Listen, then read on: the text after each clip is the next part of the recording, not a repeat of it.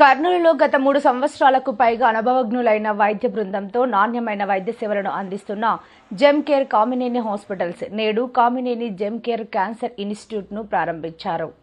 ఈ అత్యాధునిక క్యాన్సర్ వైద్య సంస్థ కర్నూలు మరియు పరిసర ప్రాంతాల ప్రజలకు సమగ్ర ఆధునిక క్యాన్సర్ చికిత్స సేవలను అందించేందుకు అంకిత భావంతో పనిచేయనుందని సంస్థ డైరెక్టర్ డాక్టర్ శ్రీనివాస కుమార్ రావిపాటి తెలిపారు. ఈ సందర్భంగా ఏర్పాటు చేసిన విలేకరుల సమావేశంలో ఆయన మాట్లాడుతూ అధునాతన క్యాన్సర్ చికిత్సలు కేవలం మహానగరాలకే పరిమితం కాకూడదు అనే ముఖ్య ఉద్దేశంతో అత్యాధునిక నిర్ధారణ సదుపాయాలు చికిత్సా విధానాలతో కూడిన Kamineni gem care cancer institute ను కర్నూలులో అందుబాటులోకి తీసుకువచ్చాము అని పేర్కొన్నారు. అత్యున్నత సాంకేతికతతో కూడిన 4D ట్రూ బీమ్ రేడియేషన్ థెరపీని 4D true beam radiation therapy సైతం అందుబాటులోకి తెచ్చామని, దీని ద్వారా క్యాన్సర్ కణాలపై అత్యంత ఖచ్చితత్వంతో రేడియేషన్ చికిత్స అందిస్తూ ఆరోగ్యకరమైన కణజాలంపై ప్రభావాన్ని తగ్గించి మెరుగైన చికిత్స ఫలితాలను పొందవచ్చన్నారు. Gem Care Kamineni hospital senior general physician మరియు సీఈఓ డాక్టర్ ఎస్వి చంద్రశేఖర్ మాట్లాడుతూ క్యాన్సర్ చికిత్స అనేది కేవలం సాంకేతిక పరిజ్ఞానంతో మాత్రమే సాధ్యమయ్యేది కాదని, మెడికల్ ఆంకాలజిస్టులు, రేడియేషన్ నిపుణులు, శస్త్రచికిత్స నిపుణులు మరియు సహాయక వైద్య బృందాల సమిష్టి కృషి ఎంతో కీలకమన్నారు. క్యాన్సర్ కు చికిత్స కంటే అవగాహనే ముఖ్యమని ఆయన గుర్తు చేశారు.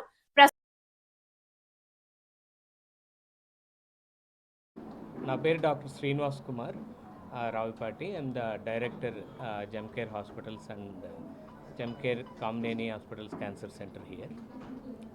సో ఈరోజు మనము అడ్వాన్స్డ్ లేటెస్ట్ టెక్నాలజీతో క్యాన్సర్ సెంటర్ని స్టార్ట్ చేయడం జరుగుతుంది ఇక్కడ కర్నూలులో. మనందరికీ తెలుసు, ఎనీ స్టాటిస్టిక్స్ ఇప్పుడు చూస్తే ఒక టైంలో ఏంటంటే ఎక్కువ మంది మరణాలు ఆర్ జబ్బులతో ఇబ్బంది పడింది కార్డియాక్ అంటే హృదయానికి సంబంధించిన జబ్బులు, ఆ తర్వాత న్యూరాలజీకి సంబంధించిన జబ్బులు ఇలా వచ్చాయి. కానీ ఇప్పుడు ట్రెండ్ అంతా కూడా ఎక్కువగా క్యాన్సరు ఎక్కువ మంది మరణానికి కారణం అవుతుంది. ఇప్పుడు మనం చూస్తే almost 1.4 million every year cancer బారిన పడుతున్నారు ఒక్క ఇండియాలోనే. ఇవి ఆల్రెడీ మనం ఐడెంటిఫై చేసిన స్టాటిస్టిక్స్. అంటే అన్ఐడెంటిఫైడ్ కేసెస్ ఇంకా చాలా ఉంటాయండి. అంటే సొసైటీలో ఉండి రిపోర్ట్ అవ్వని కేసెస్ కూడా చాలా ఉంటాయి అన్నమాట. సో ఎవ్రీ 1 in 6 మెంబర్స్లో వాళ్ళ లైఫ్ టైంలో క్యాన్సర్ బారిన పడే అవకాశాలు ఉన్నాయి కరెంట్ ట్రెండ్ యాజ్ ఇట్ ఈజ్గా ఫాలో అయితే. అంత సివియర్ ఇంటెన్సిటీ, ప్రెవలెన్స్, ఇన్సిడెన్స్ ఉన్న కండిషను క్యాన్సర్ అవుతుంది ఇప్పుడు.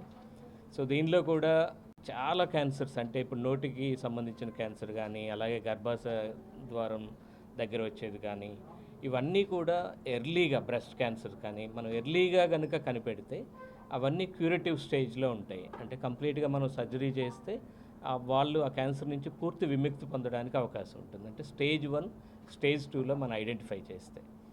ఎప్పుడైతే లేటుగా చేసామో వాళ్ళకి ఓన్లీ పాలియేటివ్ సపోర్ట్ ట్రీట్మెంటు, వాళ్ళ లైఫ్ దాన్ని మనం ఎక్స్టెండ్ చేయగలమే కానీ పూర్తిగా దాన్ని క్యూర్ చేయలేని కండిషన్లు కూడా ఉండొచ్చు. అందుకని క్యాన్సర్లో prevention, early treatment is the best case scenario. So ఇక్కడ ఏమవుతుందంటే ఎస్పెషల్లీ ఐడెంటిఫై అయ్యాక ఒక రేడియేషన్ థెరపీ ఎవరైనా కావాల్సిన ఇది ఉంటే ఆల్మోస్ట్ మీకు 1.5 month 2 months వాళ్ళు ఎక్కడైతే ఆ రేడియేషన్ థెరపీ సెంటర్ ఉందో అక్కడ ఉండాల్సిన ఇది ఉంటుందన్నమాట. సో ఈ నెంబర్ ఎక్కువయ్యే కొంది ఇప్పుడు ఒక మిషన్కి కెపాసిటీ కొంతే ఉంటుంది. సో ఆ పైన పేషెంట్స్ ఇంకా అక్కడ తీసుకోలేకపోతారు. నెక్స్ట్ మళ్ళీ వాళ్ళు హైదరాబాద్ వెళ్ళాలి, ఇంకో ప్లేస్కి వెళ్ళాలి, అక్కడ ఒక 2 months వాళ్ళు ఉండాలి, అలాగే ఫ్యామిలీతో ఉండాలంటే చాలా కష్టం అన్నమాట.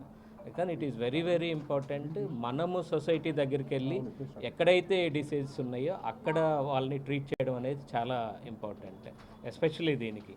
అదే మీకు హార్ట్కి సంబంధించింది కూడా ఎక్కడికి వెళ్ళైనా మనం ఆపరేషన్ చేసుకుంటాం, ఒక 5 రోజులు 10 రోజులు అక్కడ ఉంటాము, అయిపోయాక వెనక్కి వచ్చే ఛాన్స్ ఉంటుంది. బట్ ఇది అలా కాదు. అలాగే ఆ ట్రీట్మెంట్ ఇది అయ్యాక కూడా రిపీటెడ్గా మళ్ళీ డాక్టర్స్ని చూడాల్సిన అవసరం ఉంటుందన్నమాట.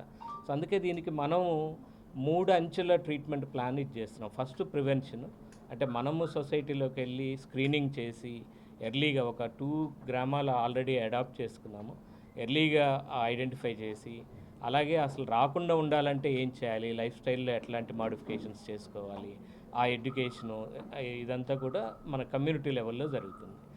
సెకండ్, అక్కడ ఐడెంటిఫై అయినాయి the best of the best. అంటే ఇప్పుడు మీరు చూస్తే క్యాన్సర్ ఆ రేడియోథెరపీ ఇవ్వడానికి Varian is the best company. ఆ వేరియన్లో కూడా highest model is the true beam అనమాట. So 2 important things cancer radiation especially treat చేసేటప్పుడు. ఒకటి ఏంటంటే ప్రెసిషన్, అంటే ఎక్కడైతే క్యాన్సర్ కణాలు ఉన్నాయో అక్కడికే వెళ్ళి ఈ బీము ఆ రేడియేషన్ ఇదనేది తగలాలి. ఆ పక్కన ఉండే హెల్దీ టిష్యూకి తగిలిందనుకోండి, మళ్ళీ హెల్దీ ఇవి కూడా డ్యామేజ్ అయ్యే ఛాన్స్ ఉంటుంది అనమాట. సో ఆ ప్రిసైజ్గా ఆ బీమ్ వెళ్ళి ఎగ్జాక్ట్గా మనం ఎక్కడ అనుకుంటామో అక్కడ ఆ మిషన్ డెలివరీ చేయడం అనేది చాలా చాలా ఇంపార్టెంట్.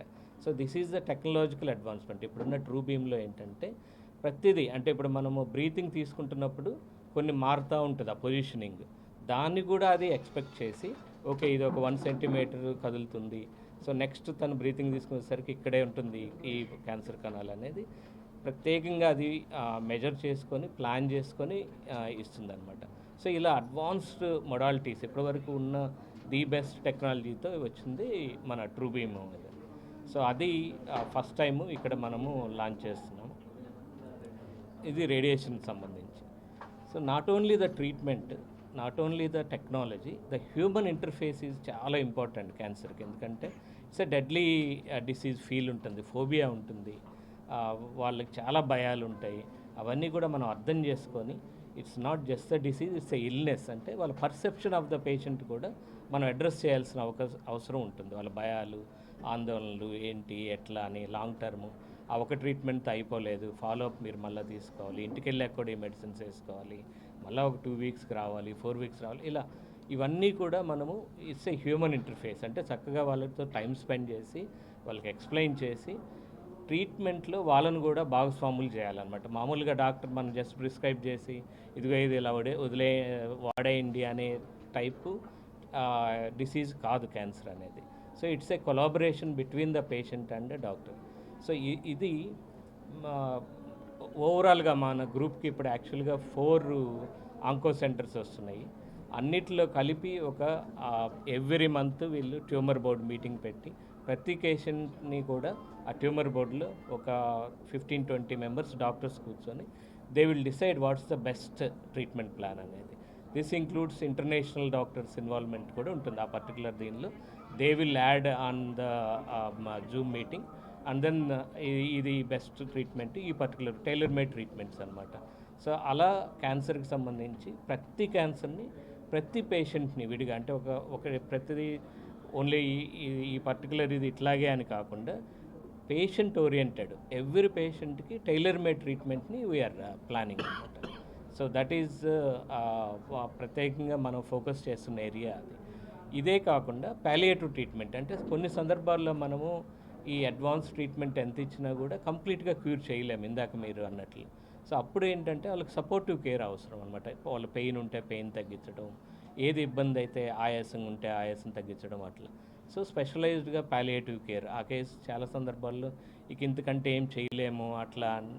బట్ ఈవెన్ అది 2 days, 2 weeks, 3 weeks ఉన్నా కూడా ఎవ్రీడే పెయిన్ఫుల్ సిచ్యువేషన్ అనమాట ఆ పేషెంట్కి. సో అటువంటి సందర్భంలో కూడా supportive care whatever the best we are providing. అది కూడా part of the overall treatment plan. So that's how ఈ 3 అంచెల విధానంలో మనము ప్లాన్ చేస్తున్నాం. ప్రతిదీ full time doctors, specialised care ఉన్న వాళ్ళు, 3 members medical, surgical and radiation oncologist ముగ్గురు కూడా ఇక్కడ ఉంటారు. కంప్లీట్గా సర్వీస్ ఇస్తారు. ఇక్కడే కాదు, యాజ్ ఐ సెడ్ ఎర్లియర్, కమ్యూనిటీలో కూడా వెళ్ళి మనము వీ ప్రొవైడ్ అవర్ సర్వీస్ అండి.